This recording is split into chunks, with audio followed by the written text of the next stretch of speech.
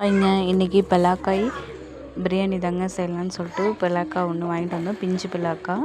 So இதை வந்து மேலே இருக்கிற தோல் எல்லாத்தையும் சீவி எடுத்துகிட்டு இந்த மாதிரி குட்டி குட்டியாக கட் பண்ணி எடுத்துக்கலாங்க, மீடியம் சைஸில். இதை வந்து கழுவி எடுத்துகிட்டு இதை வந்து சுடுதண்ணியில் போட்டு ஒரு அரை பதத்துக்கு வேக வச்சுக்கலாங்க. உப்பு மஞ்சத்தூள் போட்டு வேக வச்சு வடித்து வச்சுக்கலாம். அதுக்குள்ளே மசாலா கொஞ்சம் ரெடி பண்ணிக்கலாம். அதுக்கு வந்து இஞ்சி பூண்டு, அடுத்து பட்டை சோம்பு, கொத்தமல்லி, பச்சை மிளகாய் எல்லாத்தையும் போட்டு அரைச்சி எடுத்துக்கலாங்க. அதுக்கு தாளிக்கிறதுக்கு ஒரு குக்கரில் தேவையான அளவு எண்ணெய் விட்டுக்கலாம். தேவையான அளவு எண்ணெய் விட்டுட்டு இப்போ எண்ணெய் நல்லா காஞ்சதும் பட்டை சோம்பு கிராம்பு கொஞ்சம் போட்டு நல்லா பொரிஞ்சதும் வெங்காயம் நல்லா ஸ்லைஸாக கட் பண்ணி போட்டுக்கலாங்க.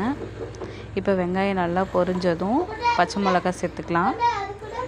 இப்போ இது ரெண்டும் நல்லா வதங்கினதும் இப்போ ஒரு 2 நிமிஷம் நல்லா வதக்கி விட்டுக்கலாங்க. வதங்கினதும் தக்காளி ஒரு 4 தக்காளி சேர்த்துக்கலாம். தக்காளி சேர்த்துட்டு தக்காளியும் நல்லா வதங்க விட்டுக்கலாங்க.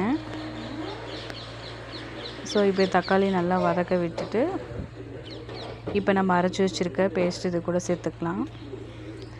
சேர்த்துட்டு இதையும் சேர்த்து நல்லா 2 நிமிஷம் நல்லா வதக்கி விட்டுக்கலாங்க.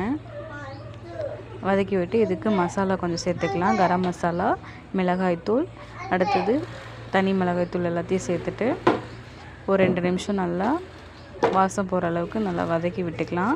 அது கூட வந்து தேவையான அளவு உப்பு சேர்த்துக்கலாங்க. உப்பு சேர்த்துட்டு நல்லா கிளறி விட்டுட்டு எண்ணெய் பிரிஞ்சு வர அளவுக்கு நல்லா வதக்கி விட்டுக்கலாம். அதுக்கப்புறம் நம்ம அரைஞ்சி வச்சுருக்கிற பலாக்காய் சேர்த்துக்கலாங்க.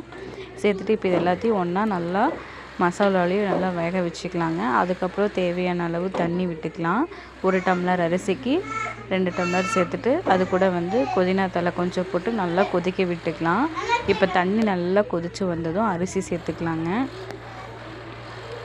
அரிசி சேர்த்துட்டு ஒரு மூடி வச்சுட்டு நல்லா கொதி வந்ததும் மூடி வச்சிடலாம். அதுக்கப்புறம் 2 விசில் விட்டு இறக்கிட்டோம் அப்படின்னா நமக்கு பிரியாணி ரெடிங்க. ஸோ எப்படி இருந்ததுன்னு சொல்லுங்கள். தேங்க்யூ, பாய்.